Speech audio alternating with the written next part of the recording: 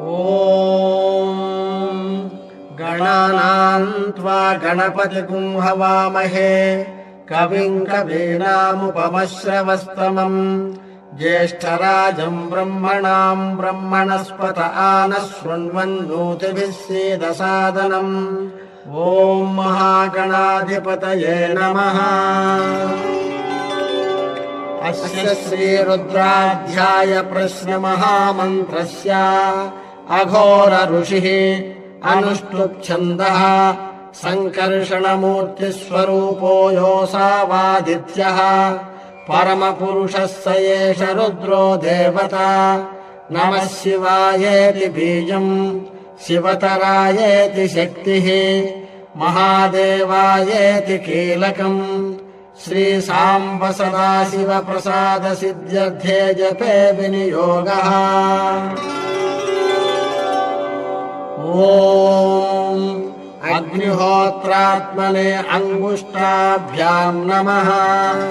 ॐ दर्शपूर्णमासात्मने तर्जनीभ्यां नमः।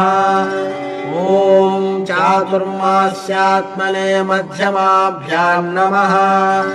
ॐ निरूढपशुबन्धात्मने अनामिकाभ्यां नमः। ॐ ज्योतिष्ठोमात्मने कनिष्ठिकाभ्यां नमः। ॐ सर्वकृत्वात्मने करतलकरपृष्ठाभ्यां नमः। ॐ अग्निहोत्रात्मने हृदयाय नमः। ॐ दर्शपूर्णमासात्मने शिरसे स्वाहा। ॐ चातुर्मास्यात्मने शिखायै वषट्। ॐ निरूढपशुबन्धात्मने कवचाय हुम्। ॐ ज्योतिष्ठोमात्मने नेत्रत्रयाय वौषट्। ॐ सर्वकृत्वात्मने अस्त्राय फट्। ॐ भूर्भुवः स्वरोमिति दिग्बन्धः। ध्यानम्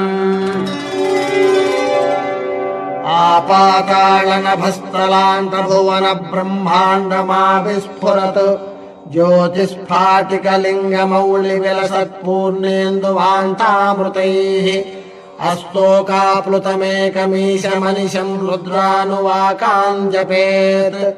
ध्यायेदीप्सितसिद्धये ध्रुवपदं विप्रोऽभिषिञ्चेच्छिवम्।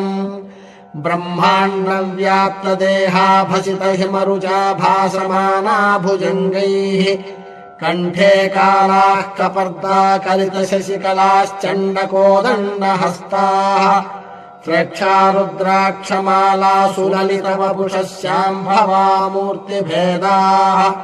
रुद्राः श्रीरुद्रसूक्तप्रकटितविभवा नः प्रयच्छन्तु सौख्यम्।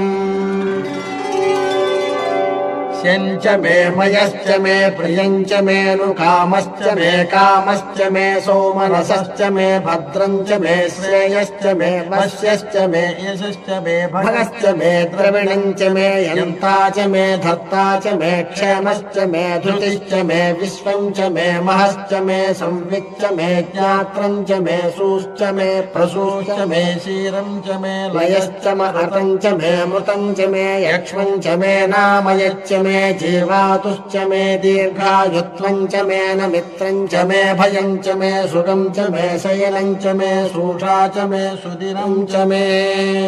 ॐ शान्तिः शान्तिः शान्तिः। ॐ नमो भगवते रुद्राय। नमस्ते रुद्रमन्यव उतोत इषवे नमः। नमस्ते अस्तु धन्वने बाहुभ्यामुत ते नमः। यातयुषः शिवतमा शिवम् बभूव ते धनुः। शिवाशरव्या यातवतया नो रुद्रमृडया। याते रुद्रशिवा तनूरघोरा पापकाशिनी। तया नस्तनुभाषन्तमया गिरिशन्ताभिचाकशीः। यामिषुम् गिरिशन्तहस्ते बिभर्ष्यस्तवे। शिवाङ्गिरित्रताम् कुरु माहि पुंसीः पुरुषम् जगत्। शिवेन वचसा त्वा गिरिशाच्छा वदामसि। यथा नः सर्वमिज्जगत यक्ष्मपुंसुमना असतु। अध्यवोचदधिभक्ता प्रथमो दैव्योऽभिषक्।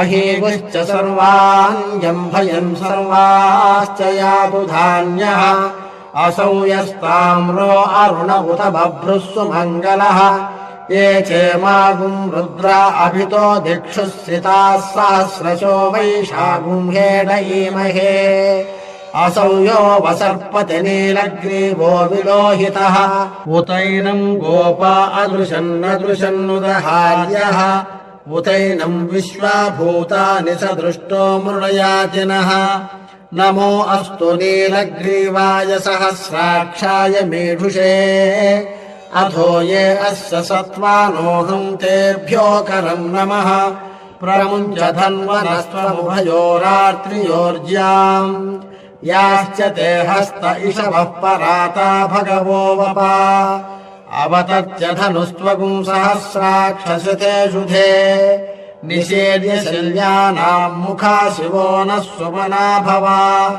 विद्यम् धनुः कपर्दिनो विशल्यो बाणवागुम्भुता अनेशन्नस्येषव आभुरस्य निषङ्गतिः याते हेतिर्मीढुष्टमहस्ते बभूवते धनुः तयास्मान् विश्वतस्त्वमयक्ष्मया परिभुजा नमस्ते अस्त्वायुधाय नातताय धृष्णवे उभाभ्यामुत ते नमो बाहुभ्याम् तव धन्वने परिते धन्वनो हेतिरस्मान् वृणक्तु विश्वतः अथो यैषिधिस्तवारे अस्मन्निधेहितम्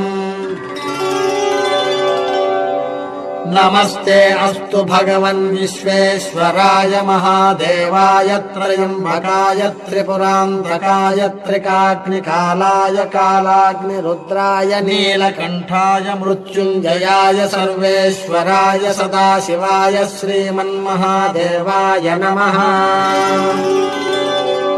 नमो हिरण्यबाहवे सेनान्ये दिशाम् च पतये नमो नमो वृक्षेभ्यो हरिकेशेभ्यः पशूनाम् पतये नमो नमः सस्पिञ्जराय त्विषीमते पथीनाम् पतये नमो नमो बभ्लुषाय व्याधिनेन्नानाम् पतये नमो नमो हरिकेशायोपवीतिने पुष्टानाम् पतये नमो नमो भवस्य हेत्यै जगताम् पतये नमो नमो रुद्राय तथा विने क्षेत्राणाम् पतये नमो नमः सूताय हंसाय वनानाम् पतये नमो नमो रोहिताय स्तपतये वृक्षाणाम् पतये नमो नमो मन्त्रिणे वाणिजाय कक्षाणाम् पतये नमो नमो भुवन्तये वारिवस्कृताय औषधीनाम् पतये नमो नम उच्चैर्घोषाय क्रन्दयते पत्तीनाम् पतये नमो नमः कृत्स्नवीताय धावते सत्त्वनाम् पतये नमः नमः सहमानाय निव्याधिन आव्याधिनीनाम् पतये नमो नमः ककुभाय निषङ्गिणे स्तेनानाम् पतये नमो नमो निषङ्गिणैषधिमते तस्कराणाम् पतये नमो नमो वञ्चते परिवञ्चते स्थायूनाम् पतये नमो नमो निचेरवे परिचरायारण्यानाम् पतये नमो नमः सृकाविभ्यो जिघागुंसद्भ्यो मुष्णताम् पतये नमो नमो मध्यो नक्तञ्चरभ्य प्रकुण्डानाम् पतये नमो नमः उष्णीषिणे गिरिचराय कुलुञ्चानाम्